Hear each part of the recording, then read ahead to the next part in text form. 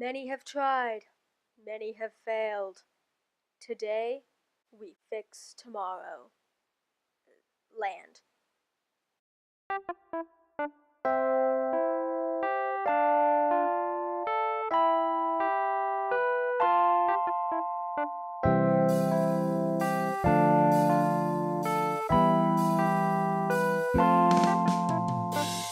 Quick shout out to Offhand Disneyland for getting me thinking about this topic with his video.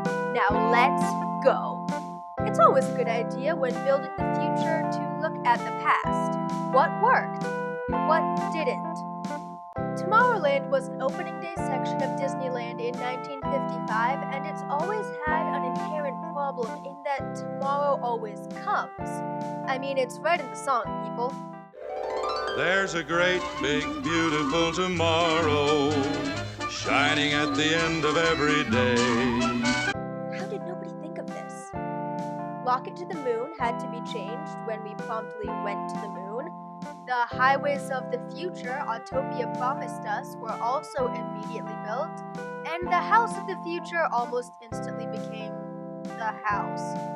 So this problem has existed since day one, because it's impossible to keep your future current for any length of time. You have to continuously update. Or do you? I say, lean into the impossibility. The best way to succeed is to give up. Hear me out. The best designed Tomorrowland is Discoveryland at Disneyland Paris because it's not based on a future that will inevitably come. It's based on the future that never came.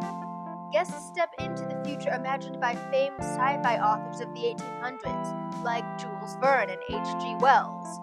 It's not instantly out of date. They don't have to try and reimagine the entire thing every few years because the stuff they originally imagined never happened. It's like visiting an alternate universe to our own. So we've established that it's fun to see a future that people of the past thought we'd have today. Have you guys ridden Carousel of Progress lately? Probably not. Everyone else thinks it's lame. When we get to the future scene, we laugh and wish we actually did have VR by the 90s. But I love that.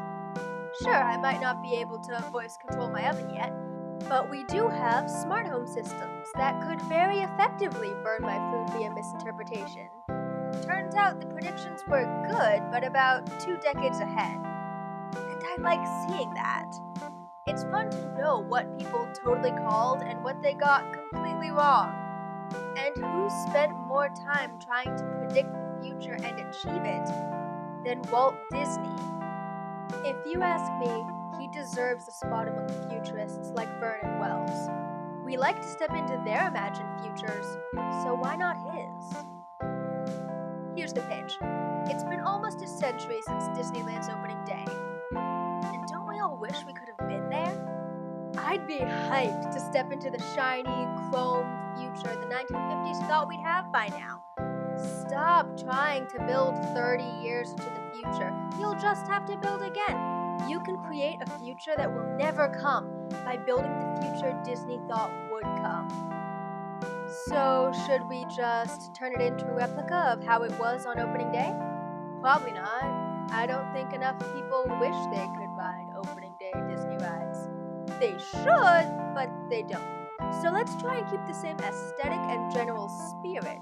For example, Flight to the Moon would be awesome, but they put it in Epcot. So what's today's equivalent to a moon trip? Pluto trip? Not revolutionary enough. Space colonization. Commercial space travel is still farther off now than flying to the moon was in 1955. So what if we're space tourists on a tour of Disney Vacation Club's new exclusive resort orbiting Saturn? Because you know as soon as that's possible, they will be on it faster than you can say upcharge. I'm pretty sure 50 years from now we'll be taking our grandkids to Kennedy Space Center to board the Disney's Magical Express rocket, just like we go to Cape Canaveral to board Disney cruise lines today. So why not do some focus grouping now via simulation? I'd happily be their lab rat as long as there's no more chili dog stink. If If You Had Wings is probably the dead Tomorrowland attraction I'm most excited to revive, though my mom swears Space Ranger Spin has the exact same track layout. I'd love a hyper-realistic flight simulation. You know how I know? Because I love it in Epcot. So here's where I think it would be constructive to look back, not forward. Because air travel was still new and expensive in 1955, they basically only had first class. So it was a dream. I mean, look at all that legroom. Take us on a plane in 1955, it's so much better than today. And 1950s airline worker would be almost as fun a character for your cast members as Spooky Butler or Bellhop. You can even use the magic portal technology you have for the Disney Cruise Lines to take us wherever you feel is thematically consistent. It could even be a new ride every time. People love that! But Queenie, say all the Disney executives who are most definitely watching this, my 5th video, the ride vehicles for If You Had Wings were small. Yes, and so I see 2 ride vehicle options for Retro Soarin'. A, give it a future twist by showing the day where we can all fly in small personal planes, or B, gut the place and steal Body Wars' simulator ride system. Hey, we know you're not using it now. Now for the Autopia and Grand Prix Raceway. The ones I'm most excited to fix, as they should have been fixed by the professionals 30 years ago. One is themed around futuristic roads, and the other around racing. Futuristic roads? What's the future of roads? Solar freaking road. Haha, nope. Unfortunately, that was way less feasible than the hilarious 2014 video led us to believe. So even if they work out all the kinks, it's way further off than an interstate system was in 1955. So what's a more realistic way to make a go-kart track you could find at any regional park retro and interesting? Well, lucky for us, the era we're trying to return to is the golden age of car aesthetic. So make sure the cars look like old cruisers in 50s sci-fi colors. But what should the cars do? Going around and around a track certainly isn't Disney level. So the track has to be more difficult. Yeah! Oh, what if we're testing a car out? Yeah, that's sciencey. What if we even get to pick a car's traits and that'll affect our ride? That'd be so cool! And we can call it... Oh, come on! Did all Tomorrowland's good ideas go to Epcot? Is Epcot just today's Tomorrowland? You know, that wasn't where I thought this video was going, but this is where we ended up. Together. I mostly blame you. Anyway, definitely make Autopia about self-driving cars that look like old roadsters. We already have trackless vehicle technology. Done. Next up, Circle Vision 360. It's a tricky update. I want to time travel with Robin Williams as much as the next guy, largely because I have to time travel to meet Robin Williams. Before it was the Timekeeper, it was also Soarin' 1.0, and just having 9 screens is not immersive enough anymore. You need to fly for that. But the idea of using a film to travel to places you've never been is bigger than ever today. But I'm reluctant to just go, let's let people play with VR, because it's lazy and you've turned it into interventions. I do think VR is the spiritual successor of Circle Vision, but we're trying to improve things here. So let's combine that with another emerging technology, augmented reality, and put that in those magic benches they were testing a while ago.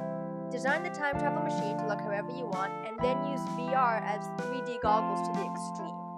Things can enter your space and know where you are.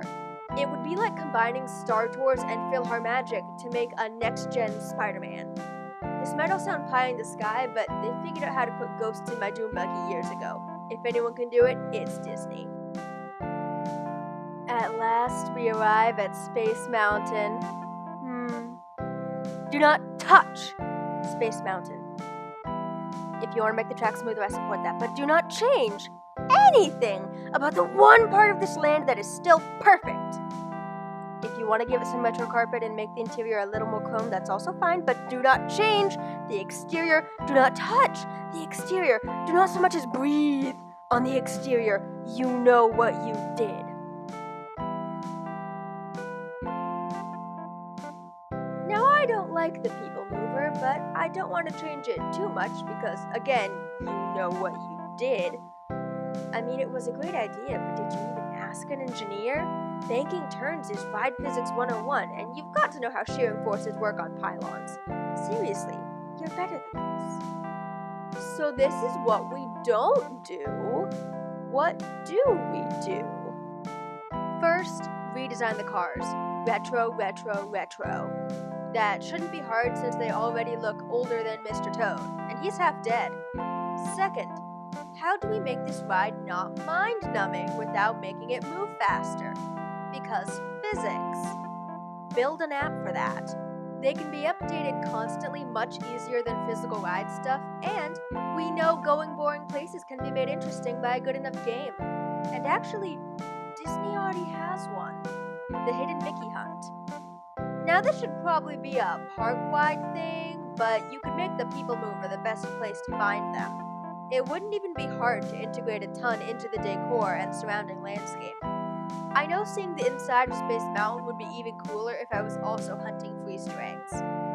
I envision the ability to scan them and collect points in the app to unlock bonus content. Maybe based on where you scan the hidden Mickeys, you can download concept art or soundtracks for rides where you found them all. Sure, most of that stuff is available online, but an official high-quality version would be awesome. They could even put high concentrations of Mickey heads in less popular attractions, like the People Mover, to jazz them up and act as crowd control. Scan enough hidden Mickeys and get a button at Town Hall. They love giving out buttons. And with that, we're finally back where this all started, the Carousel of Progress. The ride that most encompasses Tomorrowland and all its problems. Set in the future, stuck in the past. And I want them to lean into that. Reset it and rebrand it. Just change everything back to the way it was when Walt built it and advertise as such. Come see what Walt Disney thought the future would be like. But that's not what he would have wanted. None of this is what he would have wanted. But the Disney company spent close to 20 years stuck in the mire of what would Walt do. And the truth is that Walt would change things. He was not afraid to scrap great ideas when they didn't work, and Tomorrowland doesn't work. It's an ironically named time capsule, and its basic premise lives on in Epcot, where it's facing the same problem. So despite his futurism, I think Walt himself would want to regroup on this one and reconceive it. Sure, maybe the land should still include futuristic elements like space colonization and self-driving cars, and of course it should all be done with the latest technology. That's the Disney way. But fully modernizing it was not the way to go. And if people like the 50s version of the future best, that's what Walt would give them. And I'm no expert, but I think they do. Do you?